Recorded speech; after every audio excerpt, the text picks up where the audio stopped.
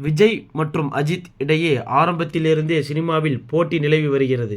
அட்டகாசம் படத்தில் இடம்பெற்ற உனக்கென பாடலை நடிகர் விஜயை அட்டாக் செய்யும் விதமாக வைக்கச் சொன்னார் அஜித் என சமீபத்தில் பேட்டியில் அந்த படத்துக்கு இசையமைப்பாளர் பரத்வாஜ் ஓப்பனாக சொல்லியிருந்தார்.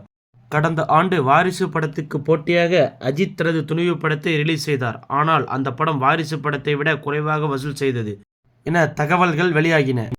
மகிழ் திருமேனி இயக்கத்தில் அஜித் குமார், த்ரிஷா, அர்ஜுன், ரெஜினா மற்றும் ஆரவ் உள்ளிட்டோர் பலர் நடித்து வருகின்றனர்.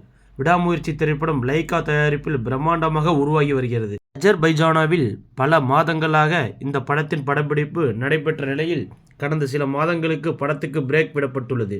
விடாமுயற்சி படமே டிராப் ஆகிவிட்டதாக வதந்திகள் பரவி வரும் நிலையில் விடாமுயற்சி படத்திற்காக நடிகர் அஜித் எப்படியெல்லாம் கஷ்டப்பட்டு டூப் போடாமல் கார் விபத்து ஸ்டண்ட் காட்சியில் நடித்திருந்தார் என்பதை அவரது மேனேஜர் சுரேஷ் சந்திரா வெளியிட்டிருந்தார்.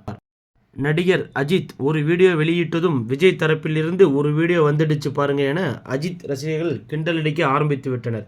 அஜித் குமார் கஷ்டப்பட்டு கார் ஓட்டி விபத்துக்குள்ளான வீடியோவை வெளியிட்ட நிலையில் தளபதி விஜய் செம கூலாக குழந்தைகள் ஓட்டும் ஸ்கூட்டரை ஓட்டி கொண்டு செல்லும் வீடியோவை ரிலீஸ் செய்ததே அஜித்தை வெறுப்பேற்றதான் என்று சோசியல் மீடியாவில் ரசிகர்களின் சண்டை வெடித்துள்ளது.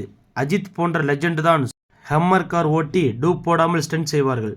குழந்தைகள் ஸ்கூட்டர் ஓட்டும் என அஜித் ரசிகர்கள் விஜயின் வீடியோவை ட்ரோல் செய்து வருகின்றனர். அதை பார்த்த விஜய் ரசிகர்கள் அஜித்தை பங்கமாக கலாய்த்து வருகின்றனர்.